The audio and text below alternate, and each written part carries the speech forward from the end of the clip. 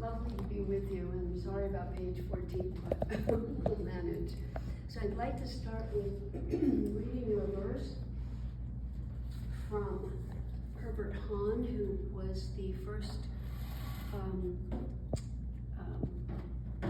religion teacher, the religion teacher at the first Waldorf school. It will indeed come to be for us a necessity that we observe the children day by day, and also exercise in ourselves day by day control of our own thoughts and feelings.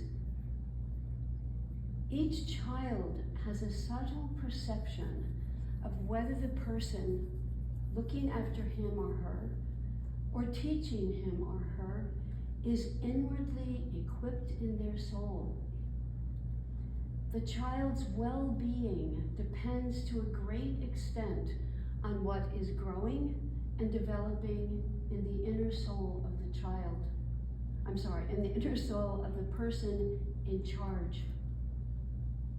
Develop your keenness of observation. Nurture the powers of your inner being. Develop vitality of thinking, depth of feeling, and strength of willing.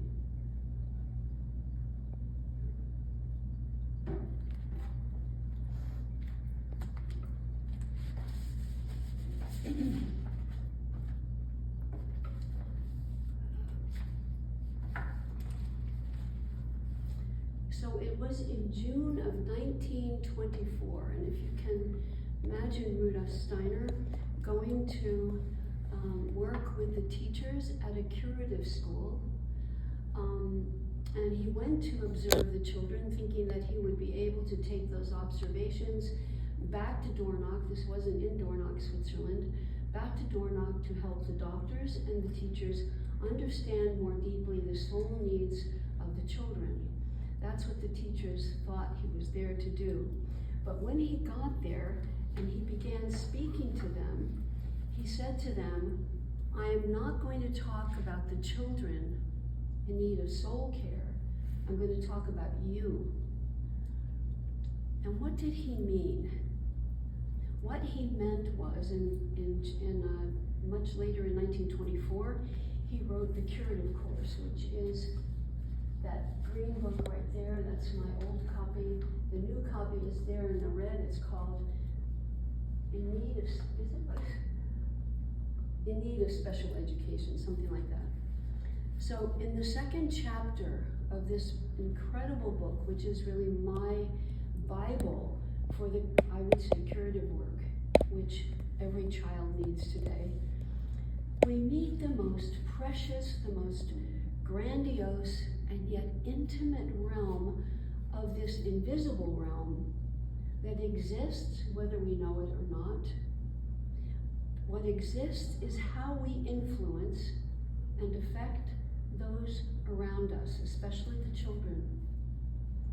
And it leads us to this question, what do we need to do to develop in ourselves what's there or what isn't there to stand in front of the child?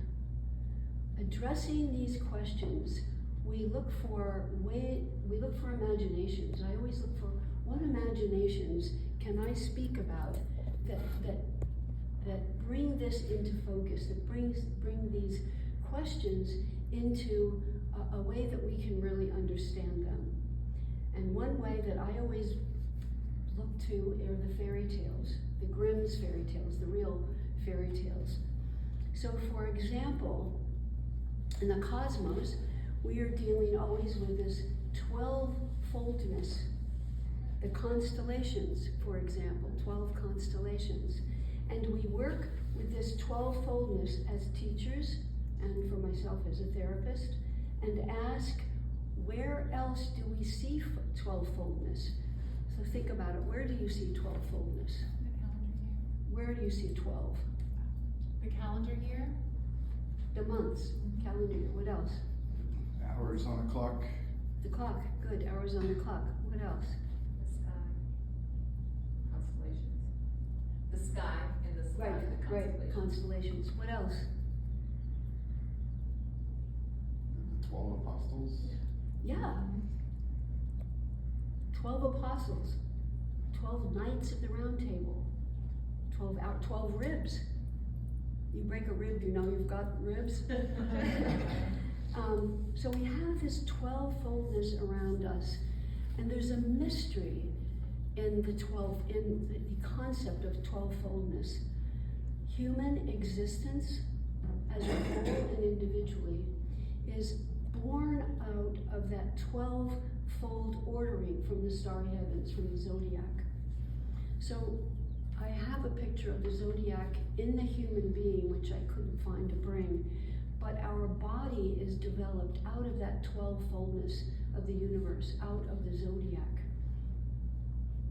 And if we take it a step further, many of the fairy tales of the Brothers Grimm, and I mean the real Brothers Grimm, we find this mystery of the 12. And Rudolf Meyer wrote this wonderful book called The Wisdom in Fairy Tales. And in here he has a chapter on 12-foldness.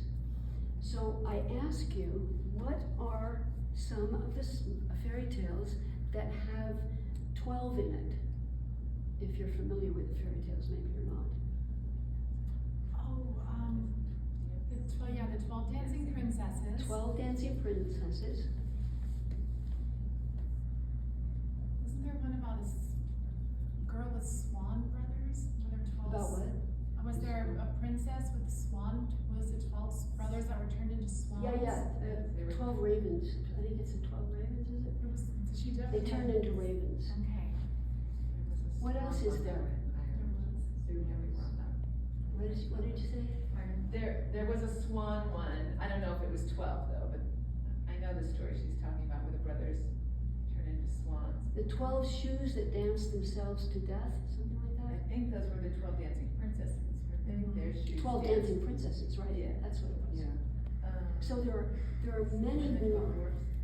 And the one I'd like to speak to you about, there is also a story called the 12 Apostles. If we look at the story of Briar Rose, and I have a book here that is an exquisite book. It's a book of the story of Briar Rose, and what children love the most is pictures that move. So they have these little tabs that move certain things in the pictures. So here's a picture of Briar Rose and what occurs in this fairy tale. So in Briar Rose, we find this question, this mystery of the 12. So we look at what happened there. 12 wise women come to the christening, right? And each year bestowing a particular gift on the child. So there was this blessing from above to below. So these 12 fairies, fairies come, wise women, and give the child a blessing from above to below. Sort of this christening gesture again, from above to below. They were messengers of the cosmos, and of course if you work with fairy tales, suddenly your world changes and you become really enveloped in the beauty of the imagery and the imaginations that help us really understand human life. And that's why children love them, even though we never say that. But they know that intuitively, it lives within them. That's why the fairy tales are so significant.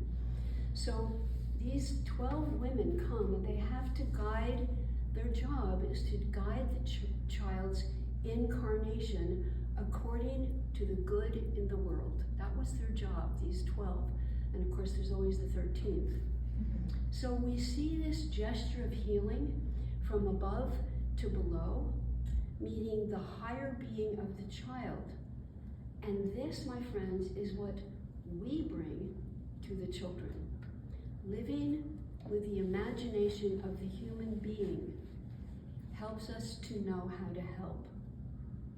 So there's always, with this work with the children, a working from above downwards, but then we also have the work from below upwards. We have to work, as you probably well know, on this working from below upwards.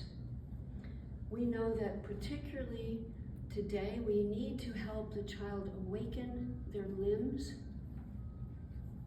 to enliven movement, to bring a mobility in their body so that they can become as much as they came here to do. And part of the difficulty of our time is that children do not have that opportunity of working from below upwards in movement and the kinds of things that hopefully Waldorf education brings to them. This is such a different gesture than that gesture working from above down, from below upwards. And one of the images that shows that is the fairy tale of the donkey. Does anybody know that fairy tale? Yeah. Could you, in like 2 minutes, tell that story? Do you remember it well enough? I don't think I remember it well enough. I just remember the punchline. And it was a time when my children were little, I was going through a divorce, and I always just felt like I did the same thing that What? character did in the story. Say that again. I just remember the overarching sort of theme of it, because my children were young and I was going through a divorce. And so I just remember feeling like it mirrored what was happening to me at the time, but the details of it, Yeah. I wouldn't be able to tell well. Good. Well, one of the things that happens is that it's this donkey, this little donkey. And we could talk a lot about what that means, but the donkey is expelled from one castle, one kingdom, and he travels around until he finds the right place to be welcomed. And he was welcomed into another castle. The king loved him and always had him sitting at the king's table next to the princess. So he becomes enamored of the princess becomes enamored of him, and he sleeps with her at night. So every night he goes in and he takes off his donkey suit and becomes the prince. But every day he has to put it back on. So it's like this picture of what is transformation. So he takes off this donkey suit at night. Well, one night the king, who loves him, and somehow, the page told him, the page peeked through the door and saw that he took off his donkey skin. Well, the king wanted him in all his fullness, in all his incarnation that he could bring. So the king goes in at night when he's asleep, and he takes the donkey suit and he burns it. So the prince has to then enter life in his fullness. So he is being transformed by the king taking the old part of himself so he can shine and be truly who he is. So here's the picture of the king taking the donkey suit. It's such a wonderful picture of transformation, taking the donkey suit and burning it so he can come forward. The other picture is that the guiding principle of his life up until then was that he learned to play the lute, or the lyre, one could say. And this again is the picture of educating the hooves, educating the feet, educating the hands. And to me, that's one of the wonderful pictures of this story of the donkey. Is that's what we need to do for our children, is educate the feet, educate the hands. That's part of why we have so much movement. So my best friend actually, who speaks with me often, we speak with each other about the children in our practice. She's a Waldorf kindergarten teacher, and she talked about this child who was adopted from Russia. And this child was very, very difficult. Had a hard time in kindergarten, was disruptive, and cried a lot. Of course, he had just been adopted. He had wonderful parents, but it really wasn't enough to welcome, wasn't enough to really overcome what he had already been. He was 7 when he was, or 4 when he was adopted. So she took that child, as she took all of the children, into her sleep at night, and knowing that she would get an answer. So one day she told the story of the donkey with this child in mind, thinking about this gesture from below and this gesture from above, and thinking, how will this story meet the child? So she tells the story, and then she says the next day to the children, who would like to act out the story? And this child, who never spoke in class, who would never participate, shyly, she said, raised his hand and said, I'd like to be the donkey. So he puts on the donkey suit and becomes a different child. It's like he found the match. It's like he found the resonance of who he was. And it was because the teacher took that child into her sleep, accompanying him all that time to find what was the right image for him. And she wrote a poem for him, which I'd like to read for you. She and I wrote an article about it, about that experience, but expanded on it. And this is the poem that she wrote for this child of adoption, looking for transformation, looking to find the match wherever he could, the match of what he experienced in the spiritual world before he came. And he finds it in the donkey. So this is the poem. I opened my mouth, I opened my mouth for her milk, but she left, and I swallowed the wound instead. That pierced through my body, it still runs through my blood like a fire, and I have to fight to still the pain. I become a hunter at sunset, searching for my life. Have you found it? The wild animals that live inside me hold parts of me hostage. They seek me out, and I am the hunter and the hunted. At night, I lay my skin down beside my bed and am lifted and carried to the king. Meet me there at the gate, for this is where the wedding takes place.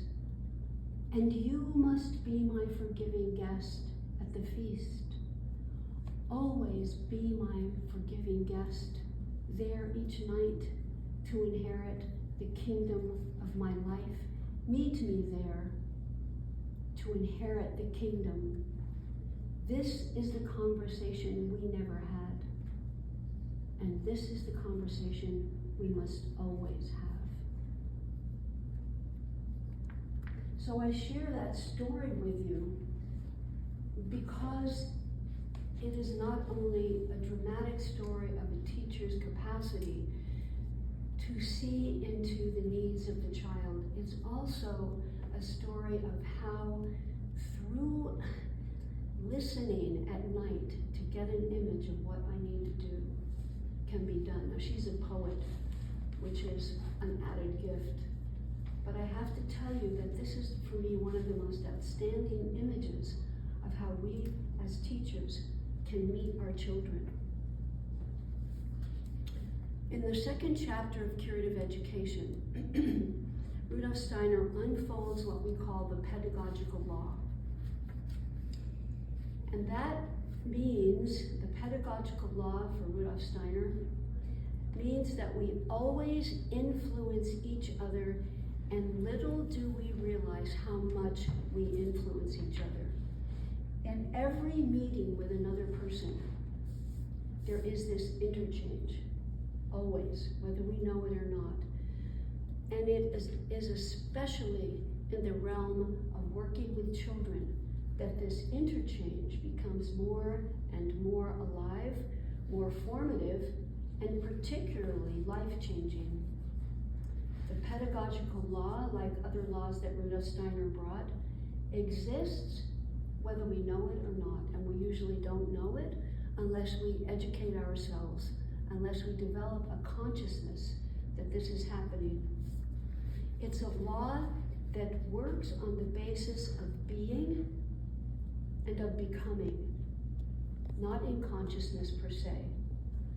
For example, it operates and works as a basis for relationships, despite our indifference to it. So, as we look at the pedagogical law, we're going to look at the four sheaths of the human being. What are the four sheaths? Can you tell me? What are the four sheaths? Tell each other, tell yourselves. What are the four sheaths? Four bodies. Don't be shy, it's okay. What are the four bodies? Dun, dun, dun, dun.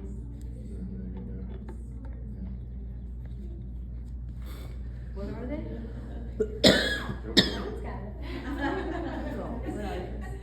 The physical body. Physical body. And then the etheric. Etheric body. And then the astral body. Astral body. And then the I or ego. And the ego. Good going. And then there's another body that is not yet fully developed within us, but will be in the future. And anthroposophically, it's called spirit self, but I call it the ego body. So we're going to talk about that today. We're going to talk about our relationship to that we don't really know too much about. It has to do with the way in which the pedagogical law works. So the pedagogical law, and this is where you could write, where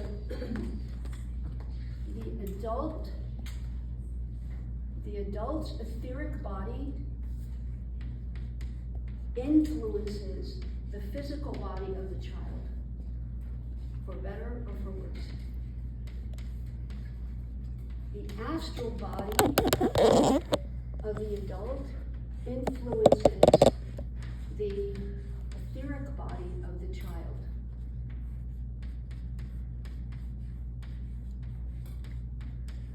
And the ego of the adult influences the astral body of the child. And while this sounds really complicated, it's not, and you will see how it works, I think, quite simply. And then, if we call it the higher ego of the adult influences the ego of the child.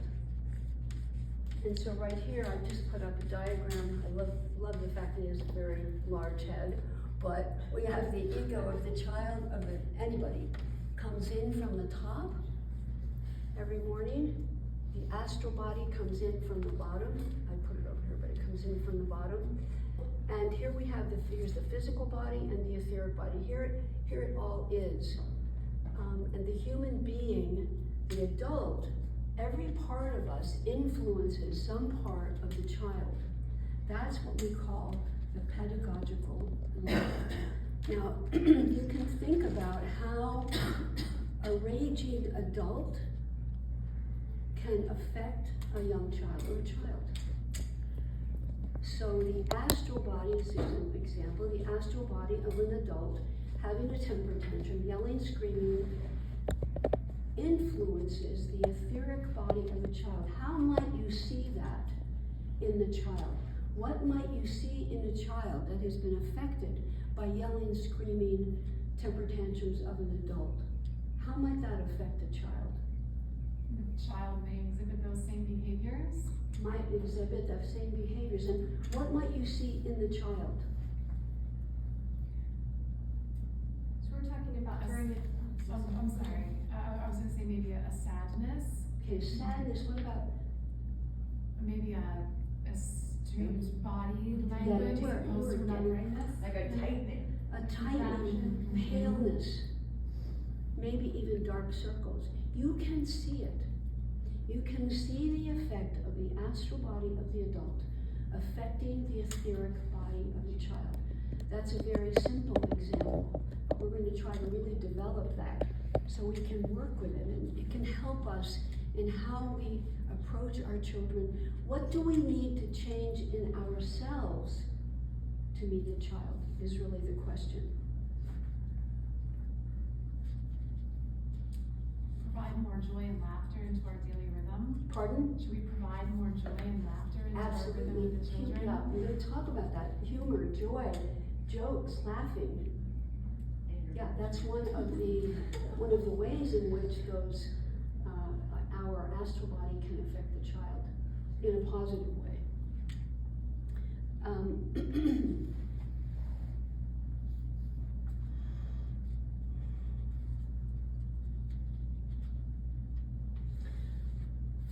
So we want to look at, actually the first thing I was going to talk about is what are the things we can do? All right, so we have this smile. When we smile, what happens? There's sort of a release, isn't there? There's a relaxing. When someone smiles, even if you don't feel like smiling, the muscles in your face smile, unless it's kind of a, like that happened, but a certain tension relaxes. So when that happens, and that warmth comes in the adult, that's out of the etheric of the adult, what we see in the child is the same thing. In the physical body, the child is helped in the physicality by the smile, by the relaxing of the adult around them. Why do children like to swing? They like to swing because when they get up to that height, and you're up like this, and what happens, you go, that at that height, it's the same with jumping rope. You jump rope, and when you get up higher, you go, have you ever been able to see children jump rope without them laughing? So it's that little lift, like through the swing and through the jumping rope, and it's that lift that we get in smiling. The etheric of the adult, that humor lives in the etheric, helping the physicality of the child. It's that basic gesture of humor, this lift. So, as I said, humor lives in the etheric. So And it's how do we know that? That's just a law? Like how do we? It is a law, you can feel it. You can actually, and those who have sort of, like Rudolf Steiner was able to see the effect of that in you can feel it. So we as adults feel better when we're smiling. Our life forces are stronger, are more relaxed when we have that experience of smiling I and can offer laughter. an example of how it definitely doesn't live in the head, and it's definitely more in the etheric forces. For me, I've often intellectualized humor, and I will see myself, feel myself, and see myself almost tense about it, instead of really enjoying it. But then when you have those simple humorous moments, and the things like you're describing where, you're jumping, or you're doing something playful that provides that sort of etheric humor, that lift, that buoyancy. It's a buoyancy. It's a buoyancy, yeah. That it feels like it's in your body, versus sometimes the humor that we think of that's intellectual, that's in your head, Yeah, I 100% get that, but when you said astral, like the rage was in the astral, to me, okay, so that's a feeling, and then the laughter is also kind of the feeling, but is it just the negative ones that are astral, and then the light, buoyant? Okay, so can you explain maybe a little bit further? Astral behavior can be anything. It can be laughing too much, getting out of yourself. Perhaps as we go on, it'll help a little bit to describe it. The thing about laughter and humor is, again, that it lifts the child out of themselves. And none of us laugh enough, except maybe some of us laugh too much. But people really in our time need to laugh. children of the pandemic have been so contracted through their experiences. And so, if you go back to what Rudolf Steiner said, every lesson should have humor in it. Excuse me. Every lesson, the children should laugh. Because there's this buoyancy, this lifting out, and we're in a different place. There's more mobility, there's more freedom and movement.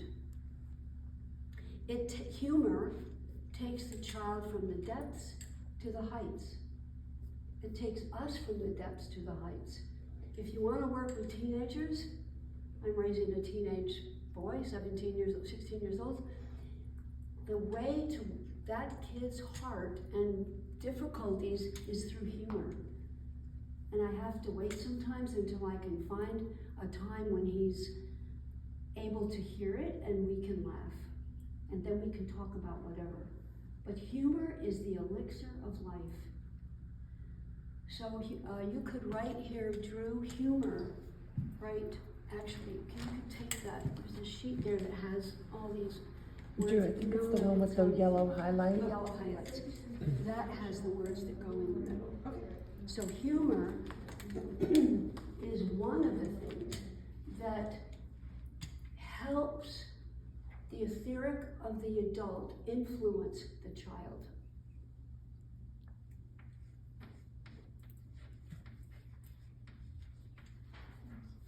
Rudolf Steiner talked about if the teacher is well prepared when he or she comes into the classroom, comes in with this kind of lightness, the whole room is filled with lightness. And some people are born with that capacity, and others of us have to work on it, have to develop it, this lightness, this humor of life, a genuine love of life that perhaps needs to be developed in some of us. And I have seen so many teachers who have worked on themselves and have developed the ability to laugh and joke with the children. And then there are some teachers who just automatically have it. And I don't know, any of you know Ina Yanick? She was a Waldorf student in Germany, and she's a Waldorf consultant, mentor, trainer. Do you know Ina? Yeah, and so was Evan. Yeah. You know Ina? Yeah, so for our 12th grade trip here, we went to Denver, Oh, you Colorado. did? And she teaches at the Denver Waldorf Right. School. And I was able to connect with her and ask her some questions. Good. About better. her approaches and stuff. So, yeah, she's Nobody great. better. Yeah. Well, just an aside, her son, who actually was killed, if you know that story she told you perhaps. Anyway, he was my husband's godson. So I knew Ina really well. And she was a 7th grade teacher at this time. And she had that capacity. She could be so strict. She'd scare you to death. But she also had great humor. And she went out of the room to go to the restroom once, and she came back. And when she came back, there was a condom on her chair. Well, some teachers would be a little shocked, and she just said to the class, "I'm so glad that you care about my personal life."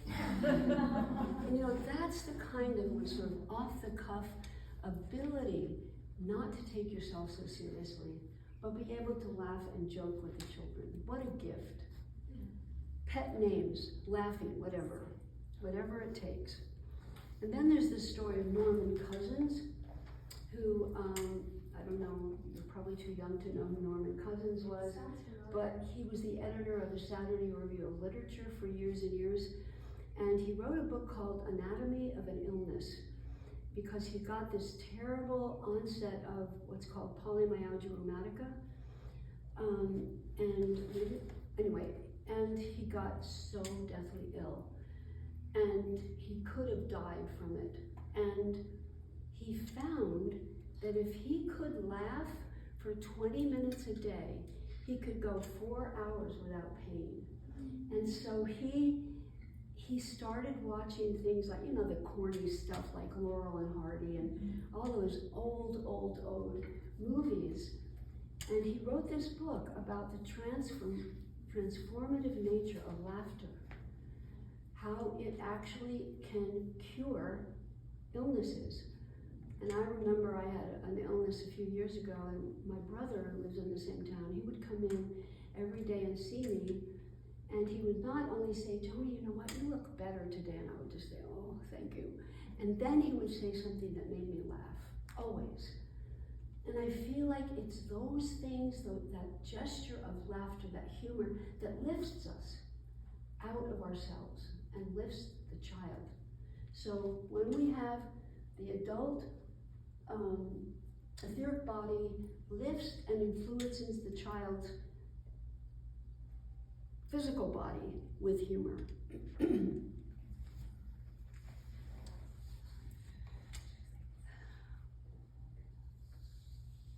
When you say, how do we know about that, is that the etheric body is a fluid body.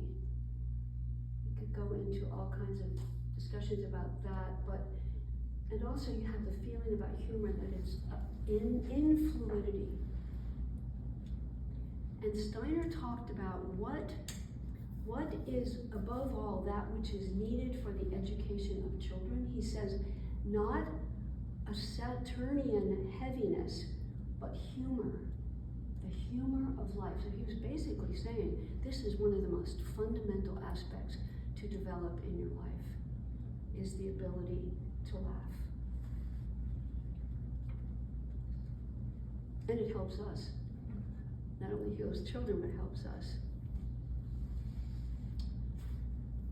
When the human being descends from the spiritual world, from pre-earthly existence, there are, of course, right and true thoughts in the cosmos, and the child comes and clothes himself with an etheric body. So this body of life forces, he clothes himself. And when they are rightfully placed in him, his life is fairly normal, and he is able to live fairly fully within himself. But if it's not, then he could have physical illnesses. He could have constitutional problems, maybe again very pale, very sickly. You know those children that are, you have a sense that they're not healthy. We have children more and more like that today. And so it's those etheric forces in the child that we need to be aware of. We need to be able to identify in children, where is the stoppage in them? Where is the difficulty? What is it that they need to lighten themselves up? And part of it is with us as teachers, what fills our cup? What are our etheric forces like? What makes us happy? What brings us joy? What brings us strength?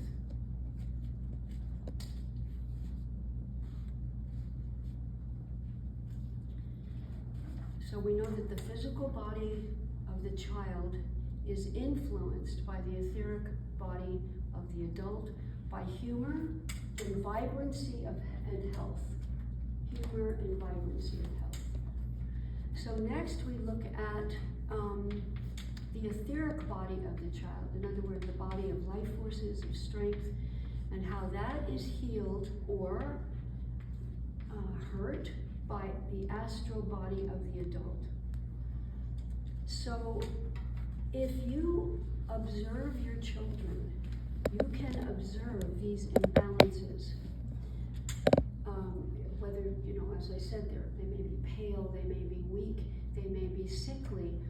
And one can ask, where is the stoppage, as I said before, that is creating these difficulties, this weakness in the child?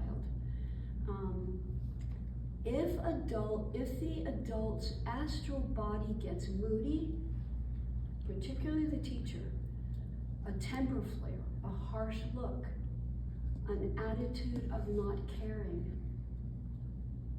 shouting, a raised voice, all of these work on the child's health, on his etheric body. And the child then develops all kinds of conditions which he didn't bring with him. And Rudolf Steiner talks to us in the second chapter of Curative Course how these imbalances may not show up for years, but they do show up later in life. So it's up to us to be aware of, he says, where is the shrew in you? It's a word that I don't know if you're familiar with, but it's a little creature that's real, kind of weird. And what would you describe as shrew? Well, I think of Taming of the Shrew. Yeah, exactly. That wild, Right. angry, So we take this law and we are able to either weaken or strengthen the child's etheric body. And this is especially true where the child's body is weak. So again, using, of course, the smile and humor. So again, we know that the child's etheric body is weak if we see these dark circles under his eyes, these children who are leaners on their desk, these children who can't stand up. We know, if you're in a classroom, you know these children who cannot stand up when it's time to say the verse. They're leaning against their desk. Or, there's all kinds of ways of seeing this weak etheric. Can you think of some? I am thinking of some children that also maybe not the anger piece from parents, but over intellectualizing too soon, where then it's like their bodies are, they can't hold themselves. Everything is up here, Right. It's a so real that good point. influence of it. I definitely have seen children that are just kind of like. And you could also see it in the this, or- tightness of their body, but also the children who Dr. Rentia, Andrea Rentia would call them, she called them desk leaners, that they can't stand up. Their life forces are so weak that they have difficulty. You'll see them in your classes. Have any of you seen them in your classes? Yes, because you have to wait for them before you can start verse. Yeah. Pardon? Yes, because we have to wait for them until we can start verse. And that's difficult. Until no one's leaving. And it's hard for them. They can't do it. So here we are. How do we strengthen those etheric forces? And chapter 2 of the Curative Course is filled with indications of how we can do that. What is it that we can do as teachers to meet that, to be that strengthening? And to ask the question, what lives in the child that I must work on myself? Again, this pedagogical law. What am I lacking that I can help this child build his etheric or build his astral? And one of the things that Rudolf Steiner talks about a great deal, and you could write this, Drew, he says we must work out all sympathies and antipathies. Could you put that in common language? What does that mean? Sympathies and antipathies. Likes and dislikes. Yes, that's sort of that's true. Pardon? Yes, Very that's simple, right. right. You want So medium? antipathies means this negative sense.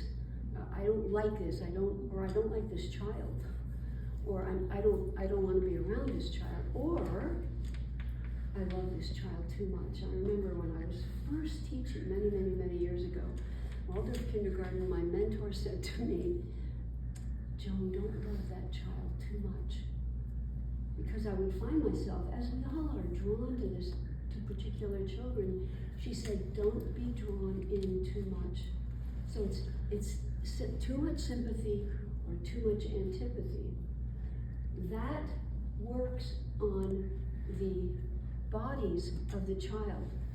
So we're asking ourselves, how can an astral body be so configured that it can help this insufficient etheric?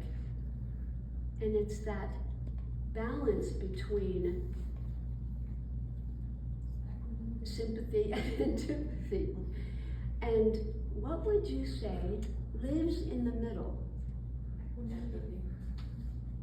Good girl. So it's empathy that lives in the middle.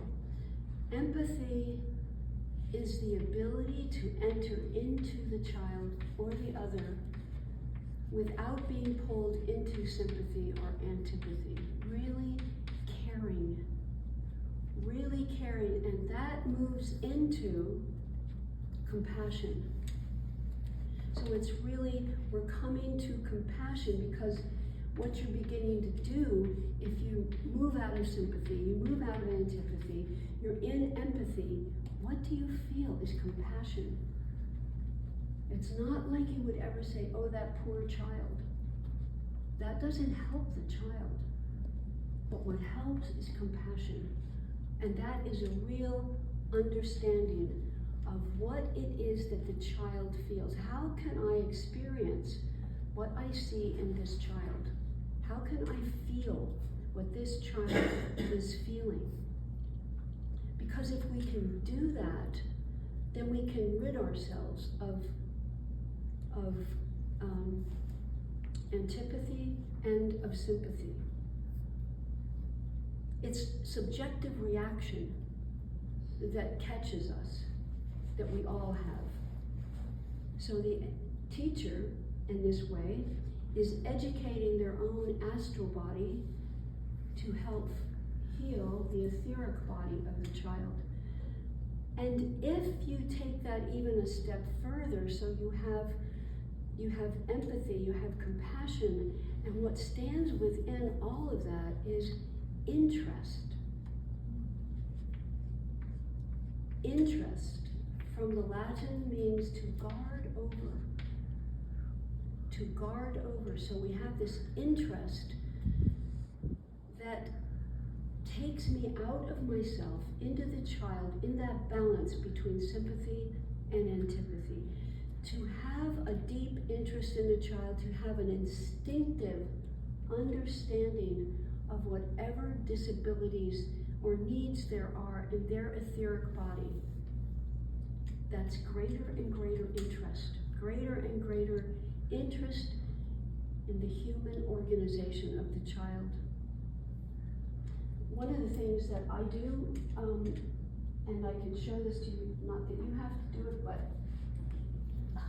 sorry, old bones get you down sometimes, is that I started taking,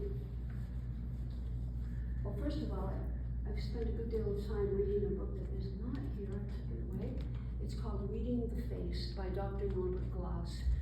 And in there, he has spent a lot of his life observing out of interest, out of compassion, out of a science that's bounded by compassion and interest. And he studied the face and has all of these pictures of faces, of noses and mouths and eyes, eyebrows, hairlines, and he talks about them and describes some of them. And it's not like you would look at a child's ear and know what that means. But what does it do when you have that much interest? And you would look at a child's ear in interest. What does that do, even if you don't know what that means? What does that do to you, for you? It opens you up. Pardon? It opens up Yeah. yourself to Right. that interest, right? So then attention is going to possibilities. It builds the bridge to the child. So what I do is I take photographs. So you can see some of these. You can look at them later. But these are pictures of different children's ears. Well, I don't know exactly what they mean, but I do go to Norbert Glass and try to read how he understands what different configurations of ears look like. It's fascinating. No two ears are the same. Look at that one. Great. Look at this one. They're so different. And each one, I mean, I can look at these right now and I still feel that child. Like, look at this one. And what that does, and if you wanted to go into it, you could look at the book, Reading the Face, and learn a great deal about what it means when, like, this lobe is connected here and it isn't loose, or, this little groove groove here is bigger than the other, and where it's placed on the head. And you think about those things, and suddenly you're opened up to the child in a new way. So it's just one, oh, look at this, huge ears. It's so great, isn't it? So that's one thing. And another thing is, you could do that with anything, with eyebrows or mouths, or, so I look at, what does the gaze of a child tell me? And Norbert Gloss has a section in his book on the gaze of the child. So here are some really great pictures of the gazes of children. And they all tell you something.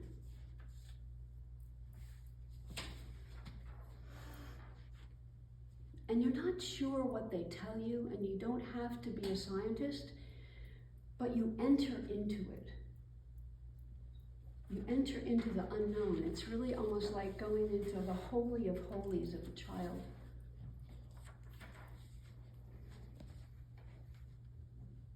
Right away you have a sense for this child. I mean, you can look at these later, but I have so many. Look at this one.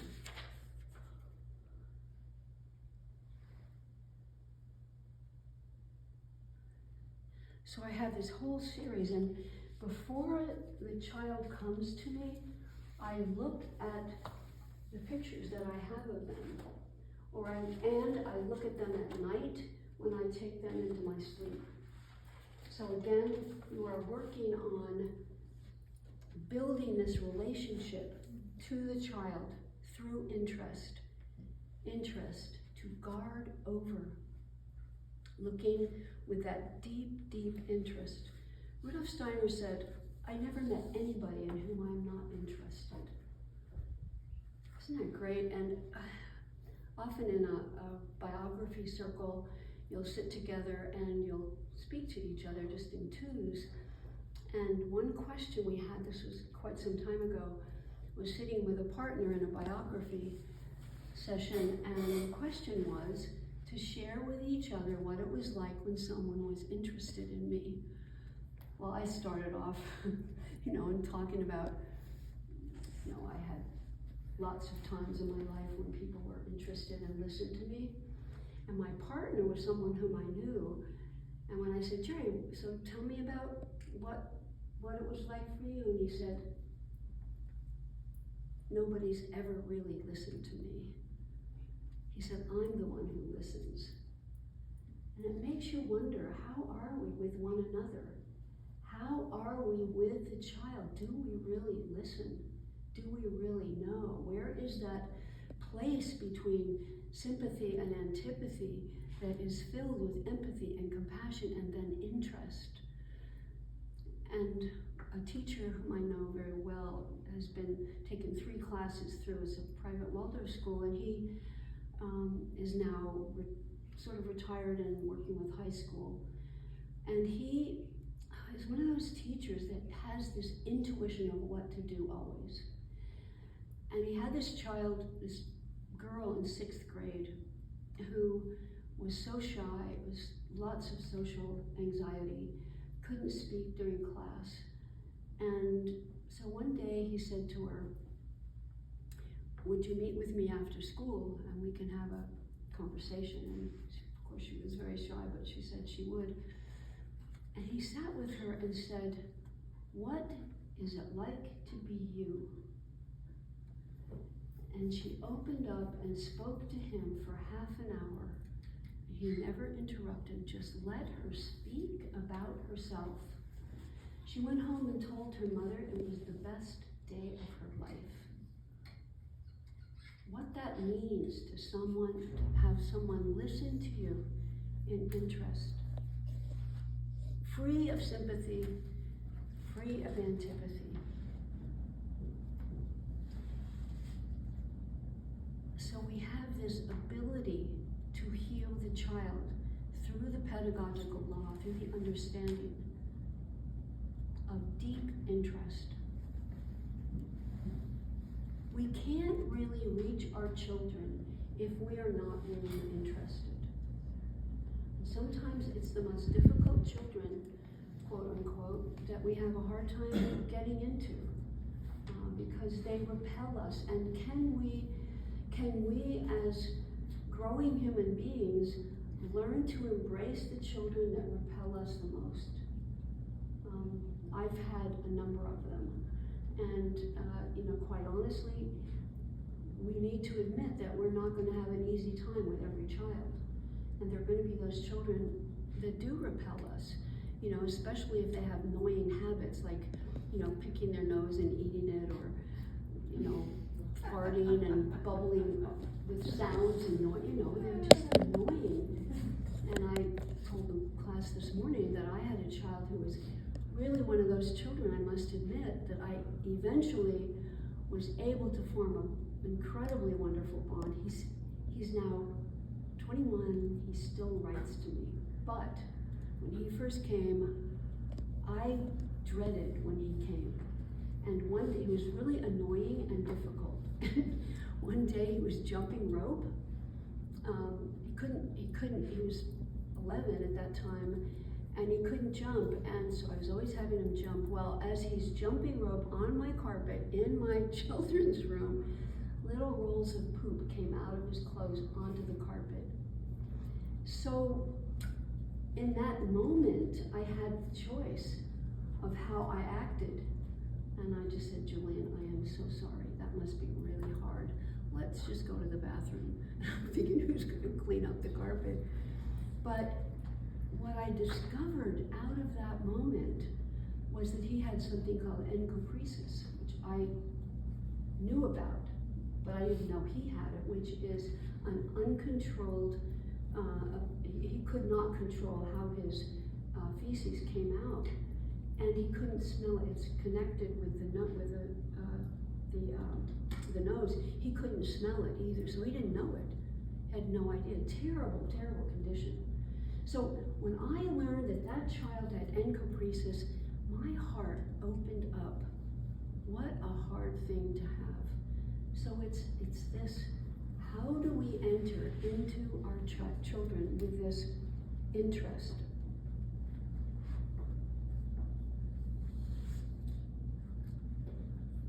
So is that up there? Interest, yeah. So how do we take the child into our sleep at night? That's another picture of how to work with the astral body, taking the child into our sleep at night, asking the questions of the child's angel to guide us to the next day, and hoping that we're going to get the answer that we're looking for, not for ourselves, but for the child, knowing that it may take a week or 2 weeks, but that answer will come. So we take the child into our sleep at night, into this meditative state, asking the question, please, dear God, help me guide this child.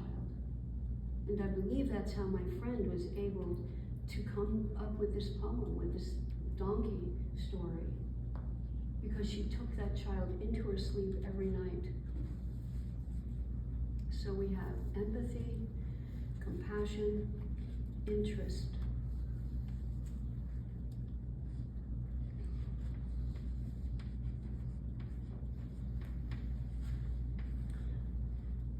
This devotion to detail is also part of it, which Drew, you can write up there, this devotion to detail, which has to do with just looking at the ears or the noses or the eyes or the gait or the... Steiner said every teacher should know about the feet of their children, should see the bottoms of their feet. And you may not know what it means, but you could do a study of what does the bottom of the foot look like? And what does that mean? Then we're going to move on to how does the ego of the adult meet the astral of the child? Well, first of all, when we look to the ego of the adult, we look at how enthusiasm, which you can write as one of the major characteristics, enthusiasm as the bridge from the ego of the adult to the astral of the child. Every trace of enthusiasm emanates from us and is transforming into the child and helps to transform the child. Enthusiasm brings everybody alive. Isn't that the truth? When we're around people who are enthusiastic, it makes us enthusiastic. So we bring our enthusiasm not just to the children, but to one another. We feel invigorated. We feel our blood flows. You can see people when they're laughing and enthusiastic, you can see that. And warmth is the carrier of the ego. In other words, the ego lives in warmth. It's carried, the ego carries, the blood carries the ego, which is warmth. And when children are enthusiastic, that changes the flow of blood. That changes the experience of warmth in the body, and their ego is certainly enlivened. And if the teacher has learned things that inspire them, and they come to school and they're inspired about what they're doing, the children are inspired. The children become more and more alive. And Rudolf Steiner said what we should say every day: I will always make opportunities to be enthused. So if you're a person that has a hard time being enthusiastic, I can do this. I can always go on. I can find ways to be enthusiastic, not artificially, because if it's artificial, the children know it. So in the warmth that enthusiasm brings, the child's astral body is warmed. So out of the ego of the adult, enthusiasm comes and warms the astral body of the child.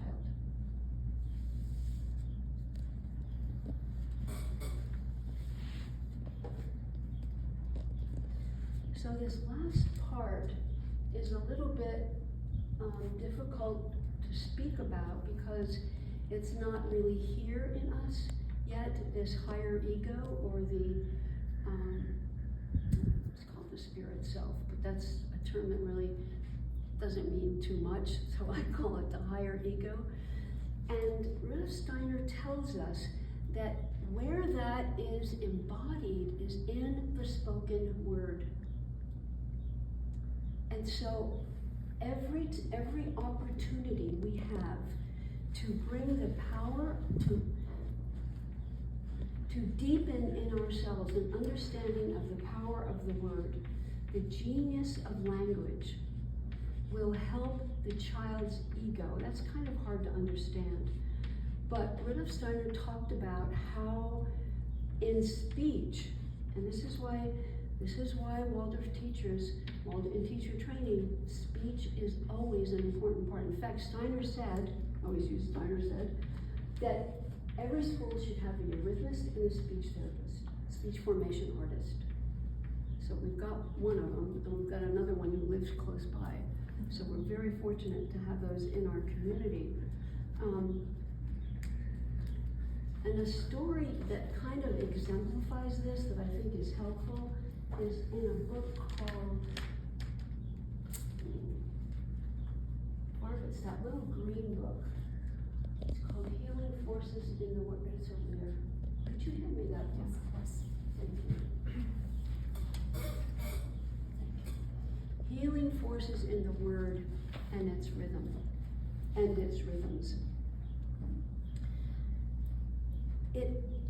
So speech somehow connects us to the child, because divine beings, and this is again hard concepts to understand until we work through a speech formation artist, divine beings live in words. And when we speak, When we speak properly, those divine beings are active. So what happens is that when the child goes to sleep at night, we're looking at the fourfold body, so he's lying in bed at night, right? His physical body is there, his etheric body is around him, holding his life forces together. What happens to the astral body and the ego? Do you know? They take a journey. What? It's a journey. Don't they take a journey? Astral projection. So they leave. So the ego and the astral body go into the spiritual world. They go into the cosmos. That's where they are at night. And while they're there, you and I are there too. So they get to have connections with us, and they get to have connections with celestial beings, with their angel, with angels, and other hierarchies. And what happens during the day, if they have received these things from us or from anywhere, from parents or whatever, these attributes, these influences, when they get to the spiritual world, the beings can help perfect whatever they got during the day.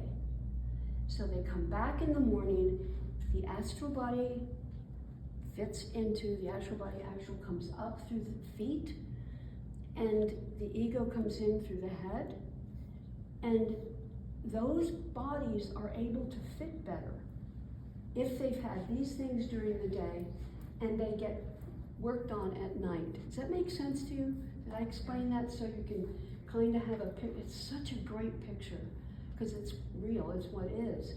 So what Rudolf Steiner said about speech, one of the many things, is that when if teenagers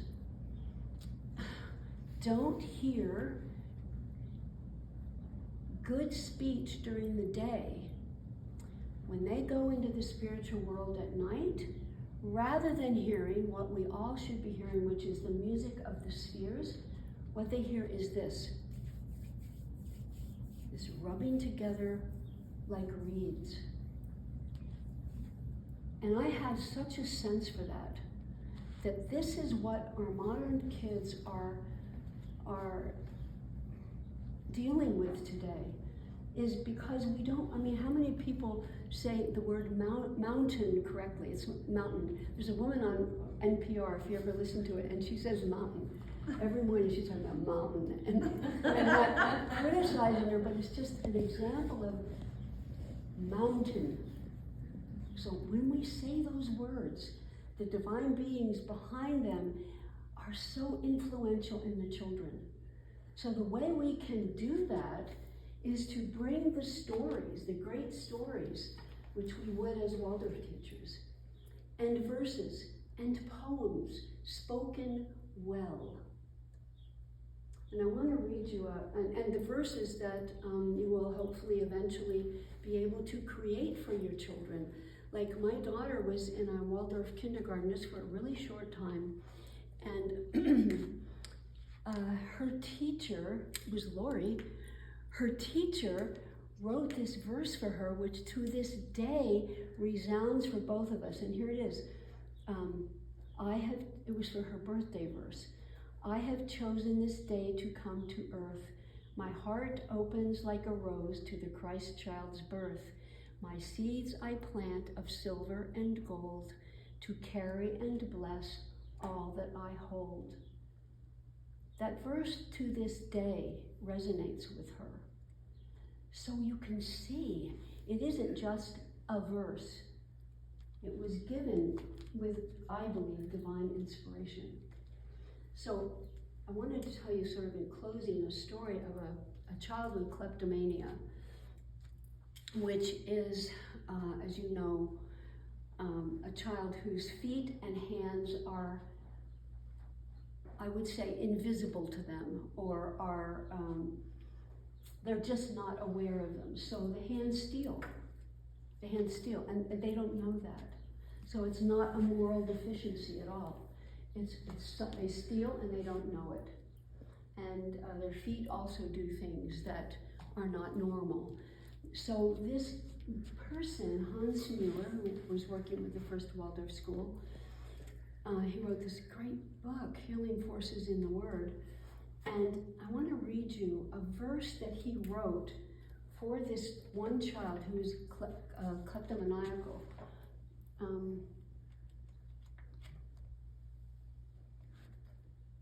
This is what he wrote.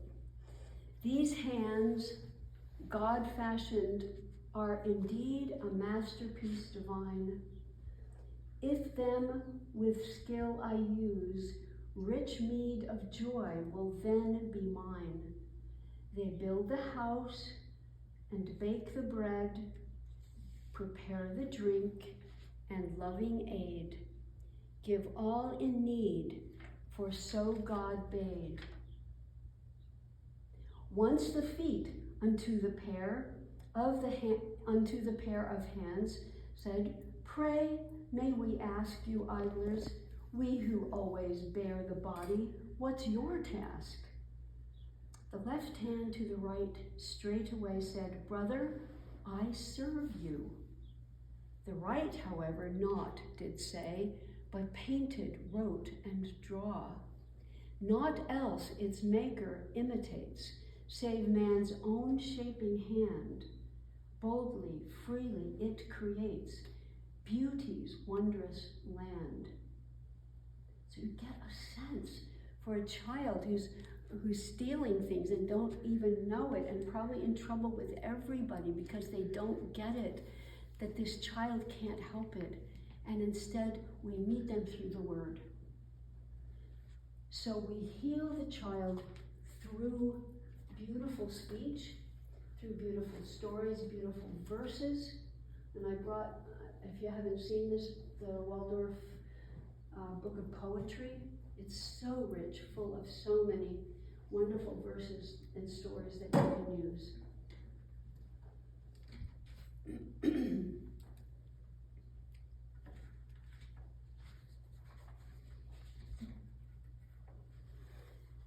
So for the ego, we have, yep, you wrote it, genius of language, good girl. Enthusiasm for the truth. So we know that through the pedagogical law, we have indicators that can lead us out of ourselves into the being of the child through these indications, all of which take work on our part. But we have these wonderful indications from Rudolf Steiner that can lead us into the inner world of the child to bring transformation to the fourfold body of the child, and therefore really develop our own fourfold nature. So with that, I leave you with those pictures and read this closing verse.